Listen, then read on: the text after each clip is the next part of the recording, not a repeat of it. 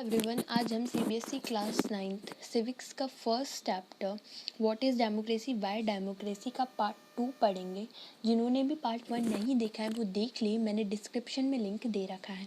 तो चलो गाइस शुरू करते हैं।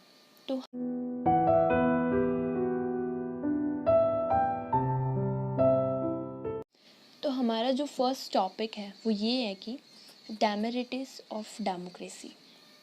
To leaders keep changing in a democracy, this leads to instability. जो लीडर्स जो रूलर्स होते हैं वो बार बार चेंज होते रहते हैं, ओके जिससे इंस्टेबिलिटी क्रिएट होती है। ओके तो democracy is all about political competition and power play. There is no scope for morality. Democracy में सिर्फ पॉलिटिक्स चलती रहती है और पॉलिटिक्स बहुत ही गंदी चीज़ है। यहाँ जो भी जाता है वो अपनी इंसानियत भूल जाता है, वो पावर के लिए कुछ भी करने को तैयार रहते हैं। इसलिए 90% नेताओं को जनता बहुत गालियाँ सुनाती है रियली में। So many people are consulted in a democracy that leads to delay. Democracy में काम बहुत धीरे धीरे होता है। एक छोटा सा रूल या पॉलिसी बनाने में सालों लग जाते हैं। Leaders do not know the best interest of the people. It leads to bad decisions. जो नेता लोग होते हैं उन्हें पता ही नहीं होता है कि जनता को क्या चाहिए, किस कारण गवर्नमेंट बहुत बेकार डिसीजंस लेती है। Democracy leads to corruption because it is based on electoral competition. Democracy में बहुत सारा करप्शंस होता है क्योंकि हर कोई चाहता है कि वो इलेक्शंस जीते। Ordinary people don't know what is good for them, they should not decide anything. Democracy में आम जनता को यही नहीं पता होता कि उनके लिए क्या चीज़ अच्छी है। जैसे कोई आता है वो धर्म या कास्ट वगैरह की बातें करके वोट ले जाता है, जबकि असलियत में बातें डेवलपमेंट जैसे टॉपिक्स पर होनी चाहिए। ये सब बुराई है डेमोक्रेसी की। 5 मार्क्स का क्वेश्चन ज़्यादातर आता है तो तुम लोग भी 5 पॉइंट्स लिखे आना। ओके ये 5 पॉइंट्स मैंने लिखवा रखे हैं आपको। तो मेरिट्स ऑफ डेमोक्रेसी। तो डेमोक्रेसी में इतना फ्यूज है फिर भी इंडियाज़ ने डेमोक्रेसी को चूज़ किया। तो क्यों चूज़ किया? ठीक है, it is more accountable. Democracy में गवर्नमेंट बहुत ज़्यादा अकाउंटेबल होती है बाकी टाइप की गवर्नमेंट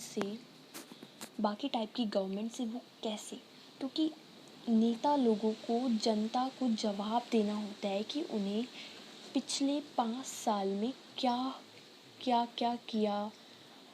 मान लो उसने कहा था कि वो हर इंसान को एक एक घर देगा और वो अपना ये वादा 5 साल में पूरा नहीं कर पाता है तो जनता उससे सवाल पूछती रहती है। और यही नहीं, मीडिया और अपोजिशन भी गवर्नमेंट के पीछे पड़े रहते हैं जिसके कारण उन्हें जनता को हर हाल में जवाब देना पड़ता है। तो it improves the equality of decisions taken after a long discussion and consultation. Democracy में डिसीजंस बहुत स्लो होते हैं क्योंकि बहुत सारे लोग मिलके वो डिसीजंस बनाते हैं, लेकिन इसका एक प्लस पॉइंट भी है क्योंकि बहुत सारे लोग डिसीजंस बनाते हैं तो डिसीजंस बहुत सोच समझ के लिया जाता है और जनता के लिए ये बहुत ही फ़ायदेमंद होता है। It provides methods to deal with differences and conflicts। समझ रहे हो? डेमोक्रेसी में डिफरेंट टाइप के लोग अपने डिफरेंसेस या लड़ाइयों को बातों में सॉल्व करते हैं। जैसे हिंदू और मुस्लिम बहुत ही डिफरेंट कल्चर है और जब भी कभी कुछ होता है तो हम लोग आपस में बात करके इशू को सॉल्व करते हैं। इसलिए इंडिया में शायद ही कभी लड़ाइयाँ होती है और अगर होती भी है तो नेता लोगों या फिर अखंडी धर्म गुरु लोगों की वजह से होती है, वरना तो लड़ाई कभी नहीं होती। और सिर्फ धर्म की बात नहीं है, कभी किसी भी बात पर अनबन हो जाती तो वो बातों में ही इसे सॉल्व करते हैं, लड़ते नहीं हैं।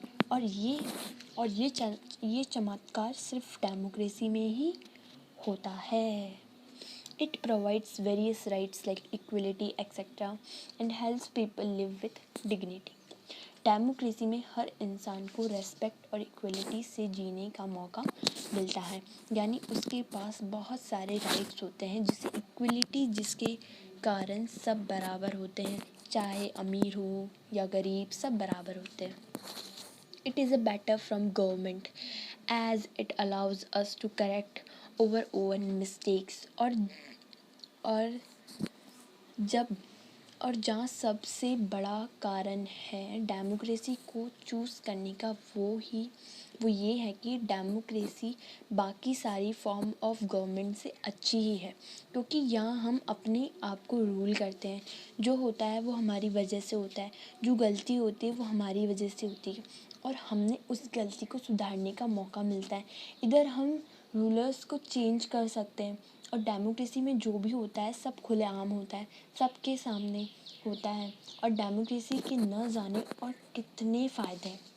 तो यहीं पे ही हमारा पार्ट 2 ख़त्म हो जाता है और हमारे चैप्टर भी ख़त्म हो जाते हैं. तो इस चैप्टर में ज़्यादातर कुछ भी नहीं था, कुछ इम्पॉर्टेंट मेन पॉइंट्स थे. तो इसकी मैं आपको इम्पॉर्टेंट क्वेश्चंस की वीडियो बना करके दूँगी, तो आप उन्हें देखना, बहुत ही इम्पॉर्टेंट क्वेश्चंस हैं.